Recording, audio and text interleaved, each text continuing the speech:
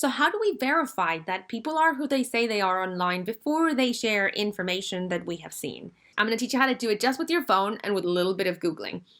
So I've inputted BBC journalist into Twitter just to see what comes up. And you can see that there's tons of people that crop up that have BBC journalist in their bio at some point.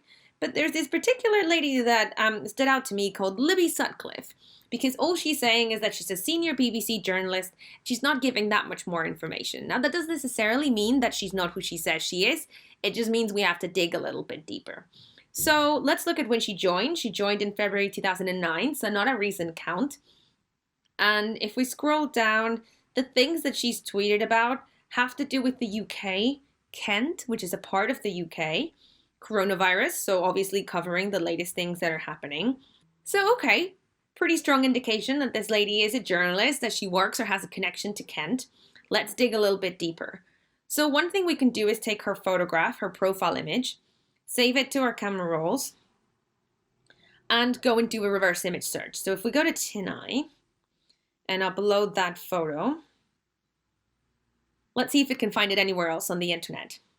So it's found it only in 2 places, and they're both on Twitter, so that's not necessarily that helpful. But it also doesn't mean anything. It might mean that this is the only place this lady has used this photo. So if we go to just Google and type in Libby Sutcliffe BBC, it's first of all correcting me because I misspelled it, and then suggesting that there is a Libby Sutcliffe that works at BBC Radio Kent. Starts to sound familiar, right? It found her Twitter account and some other places where she's listed. So definitely someone called Libby Sutcliffe works at the BBC in the Radio Kent department. How can we triple check for sure though? So because if we look at her LinkedIn account, she doesn't have a profile photo, but she does have this thing that says slavery free. Can you guys see it? And that was on her Twitter account. On the back of her Twitter account, it's part of her cover. So maybe she is the same person. Where can we go, though, to find people's faces? Facebook, anyone? And type in Libby Sutcliffe, BBC Radio Kent, because I know where she works now. The second result is from 2015 of a reporter called Libby Sutcliffe doing a vox pop in Kent, which means that she's asking people's questions and you can see her face. Does this lady look like this other lady on Twitter?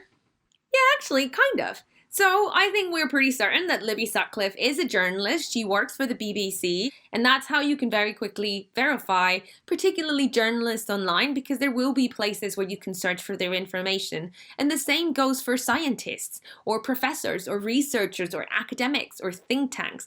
There are always clues that you can Google to check. People tend to exist on different parts of the internet, and it's all about knowing where to look before you pass that information on.